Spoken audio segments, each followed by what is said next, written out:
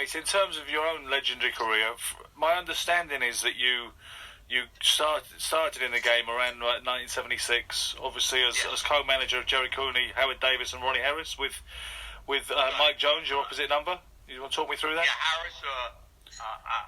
Harris was the first fighter we had signed, and subsequent to that, it was Davis and then Cooney, I believe. Either Cooney was second or Davis was second. I believe it was Howard Davis was the second fighter, and Jerry Cooney was the third that we signed within a very short period of time. With Howard Davis, at the time, some people thought he might be the ultimate standout of the Olympic team from 1976. Not Sugar Ray Leonard. Yeah, well, I'll tell you, he got the Val Barker Award at the Olympics. Ironically, I was in Montreal with Ronnie Harris, who had won the Olympics the year 68. George Foreman had, and I was talking to the Sugar Ray Leonard's parents. And incidentally, I made an offer, but I had a secretary when it came to Leonard who forgot to add a zero, which, of course, obviously made the offer a lot less than it was supposed to be. In terms of Howard, Howard was an extraordinary amateur, among the best amateurs in history. He beat Tommy Hearns. He beat Aaron Pryor. Okay. Just outstanding. The problem, frankly, and he was really, the kid was never even in a street fight in his whole life. He, a master boxer, great legs, tremendous jab, and unfortunately, now to put it frank, his father insisted on bringing a trainer. His father's total experience was 3 pro fights, being knocked out in the first round in each of the 3 fights. And it was unfortunate. It was a blessing, and it was also probably horrendous that I made the deal with CBS. At the time, what happened was I had gone up to CBS to talk about signing Davis when he turned pro. And there was some interest. I then went to ABC, met with Cosell and one of the executives. They had zero interest. They had just signed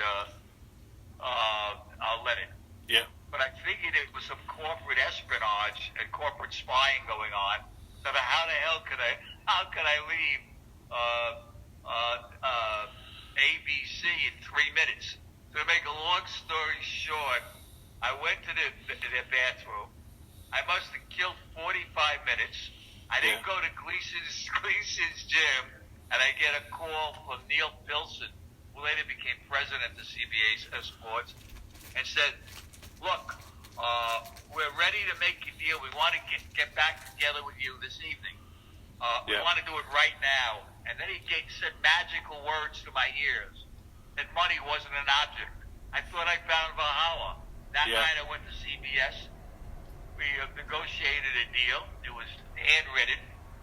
And I called up Howard Davis, and he was living in the projects. And I said, "You became a millionaire today." Yeah. So it was ecstatic, but his father, unfortunately, didn't want to jeopardize the big dollars.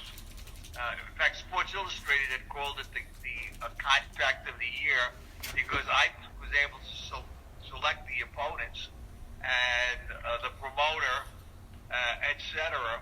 And he was getting unheard of money for fighters' first 10 and 12 pro fights. In those days, they were paying a typical 6-round fighter $100 a round. Yeah. And I think I got him $40,000 for his first 6 rounders, $50,000 for his 8s, and that's supposed to be $100 for the first couple of 10s, and it was $185,000. That was just for the television rights. I mean, and remember, we're talking $1976. However, bottom line was his father. We tried to bring people in, tried to bring Victor Valley into his system. Yes. Yeah. But he just. Best example I can give you is one day he was up at my place, and I showed him how to spit somebody if he gets caught in the corner. Yeah. And the next day, his father said to me, "I heard that you showed him how to spin a guy if his back is against the ropes. Hey, his back is not supposed to be against the ropes."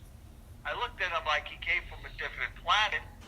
Sometimes you're going to get your back will be against the ropes. The key is to get out of it when it happens. You're not going to avoid it forever. I mean, So it was, unfortunately, it was that coupled with the fact that he didn't want to jeopardize the dollars on the CBS contract, so he would only want him to fight on TV. And Yeah. when you're dealing with a guy with dazzling speed, a great left jab, okay, depending so much on his reflexes, inactivity is a killer for a fighter like that. Yeah. And unfortunately, he never materialized to the greatness as a pro as he did as an amateur. Well, to an extent, it reminded me, or it made me think of Sugar Ray Leonard without the punch or the chin, essentially. Yeah. He had the moves and the speed, the rhythm, everything else, but Great left jab, great legs, beautiful movement. I mean, he really, I saw him as an amateur with the Golden Gloves, and it was like poetry in motion. I mean, boxing could be a cruel and ugly sport, and at its best, it is poetry in motion. It's like a great artist. It's a thing of beauty at its best, and he really was. And by the way, he was a terrific young man. Really, it was so tragic for him to die of lung cancer when he was such a clean liver. I don't think he ever did anything in his entire life. no. And you must have fancied his chances back in 1980 against Jim Watt. I mean, it's still something when you look at the sum total of Jim Watt as a fighter, and you look at Howard Davis's qualities, it almost doesn't make sense what unfolded. But what was your recollection of that build-up, expectations, and the fight itself? Well, okay, just to give you a little background, Howard was the ranked number one. He was a mandatory challenger. The WBC, if you're the number one challenger, you don't have to give options to another promoter. Yeah. But the first split is 75% for the champion, 25% for the challenger. Yeah. Now, if anybody has the champion, okay, they can make let's call it a bullshit bid. In other words, they can make a deal with the fighter that they have. And let's say they bid for, let's say $1 million. I'm giving you just as an example. Yeah. Which means the fighter would get $750, the champion. Yeah. They can make a deal and say, look, if we have it in your hometown, take, $400,000 or $500,000, but I'm going to bid higher so we can ensure we get it. So you really can't compete. Okay. So what I did, I know there was some folks from Scotland coming in to cover an event. This is really a funny story. I hired a couple of guys dressed up as Arabs, Yeah. and I had them convinced that sheiks wanted to fight in an oil-rich Arab country. Yeah. And I had this going around to a point where Jim Watt was convinced, and then of course I spoke to the Scottish press, and they had seen me.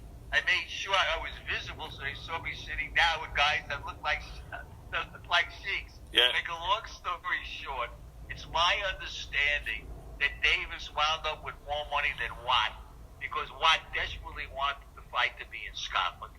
Yeah. And he made a deal with Mickey Duff. And of course, afterwards, Mickey Duff would say, "Oh, I know it was all bullshit."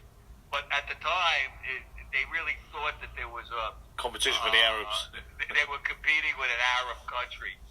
And to be perfectly frank with you, I was sure we were going to win. Okay? Yeah. And what I became worried was they put us in like a hotel, motel, wherever we were, night or second night, folks were outside the hotel and they were singing. No harm, no foul. Yeah. Davis got like shaken up about the singing. I said, "There's nobody ever got hurt from a song. I mean, what are you worried about?" The next day, Ben, he said to me, "Dennis, you've got to go get me pink trucks." Yeah. I said, "What?" I said, "What happens if we can't get pink trucks? What is this need for pink trucks? We bought several pairs of trucks." He said he saw a show, I think he said it was on 60 Minutes, and that the color pink calms a crowd. Huh. As soon as he said that, then I started To worry. my whole attitude changed. I started saying, if this is on his mind, we may have problems. Yeah. And as it turned out to be a terrible rainy night, and he didn't perform up to his potential. It was extremely frustrating because in my heart, I knew he had the ability to win, and he didn't perform up to near his potential. And then when he got his second agonisingly close bite at the cherry against Edwin Rosario in 1984, I believe his father insisted he stand up in between rounds was thought to be a factor. Where you said, "Don't sit down, it's a sign of weakness." Yeah, unfortunately, in every fight that he had, which was insane, the father Rosario wasn't the first fight. Yeah. Almost in every single fight, and I can't remember any when I had him. Where he sat down. Yeah. Okay, which I mean, hey, okay, what it is to go in for 3 minutes and that 1 minute to take that deep breath and to get your endurance. It's crazy for you just to stand up. Why not take advantage of it? But this was his father's theory. As we're watching the fight, at some point, I forgot now if it was the first round or so, Rosario, I think, knocks Davis down. Yeah. Okay? And then Davis proceeds to almost win almost every round. Now it's the 12th round. The last round, Rosario knocks down Davis. Yeah. And he gets the decision. I said to myself, if my guy at that time, when I managed him, was so intimidated by a crowd in Scotland, okay, what's he going to do with Puerto Rico? Where Rosario was a big favorite. Yeah. And I didn't have anything to do with him. And when we left, it became amicable later. Yeah. But at that point, my feelings were hurt, and I was just. It was a combination of think intellectually, say he's intimidated fighting in the other guy's hometown, and two, I sort of was like a rejected lover, so to speak. Yeah, yeah. You know what I mean? When a girlfriend leaves him, You become hostile, yeah. Something to this day, I'm not sure that Rosario really won the fight. In fact, I think Davis may have been wrong.